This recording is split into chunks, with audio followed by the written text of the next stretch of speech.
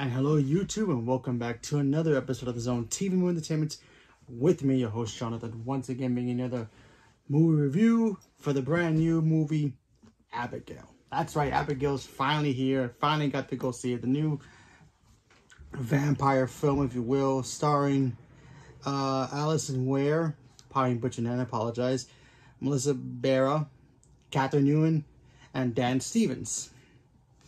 Now, when you first see the trailer of Abigail, it's basically a simple synopsis.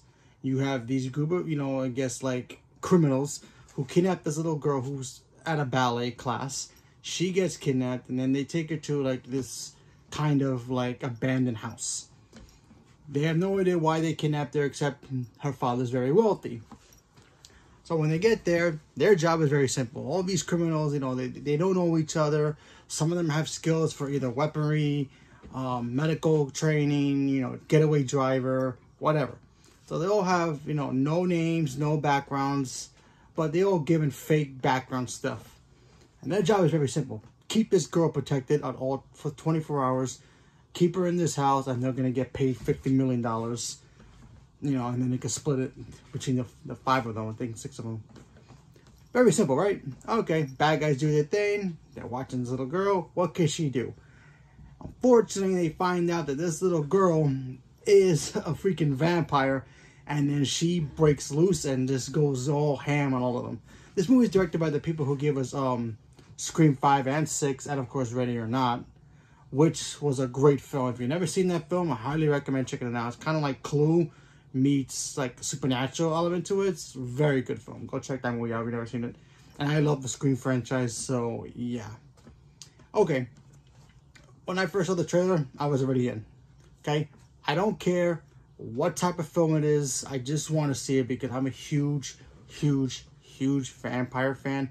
I don't care what kind of vampire you get, whether they're sparkly, zombie style, supernatural strength version, Dracula version. Doesn't matter. I'm a big sucker for vampire films. Bram Stoker's Dracula is still one of my favorite films of all time.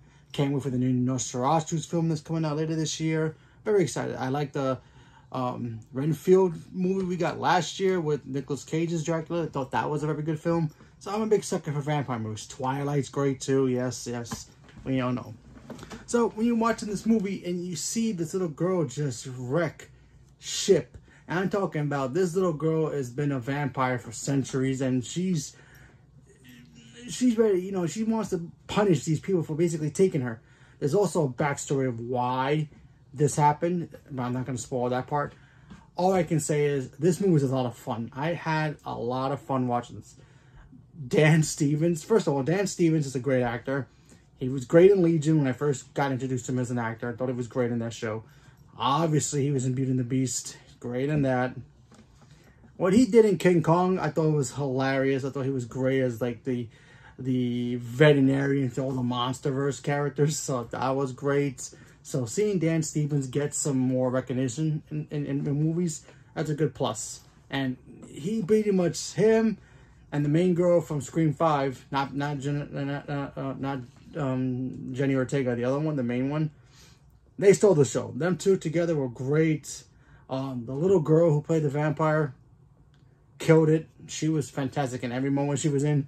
There were moments I'm like, yeah, this girl is terrifying, but very cunning as well. And I thought she was just, she's going to be a vampire character to remember forever. So yeah, she did a really good job of just playing the innocent little girl, but then you realize, wow, she's kind of nuts. Because when you get to know her character a little bit more in this film, you realize, wow, she maybe looked like a little girl, but she's very smart and cunning.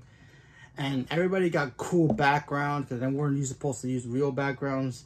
So, each character got their own moment in here to shine.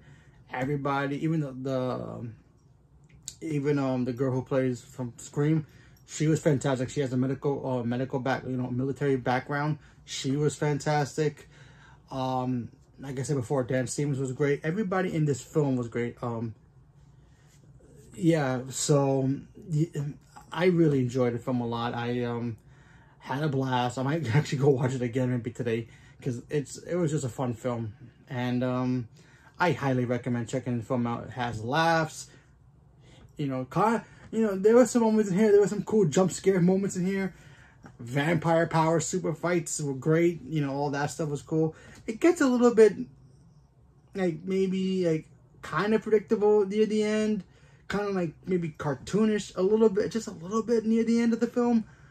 But that's just, like, my main negative about the film. But, you know, because, you know, when you're watching vampire movies, you know, there's always, okay, how do you kill a vampire?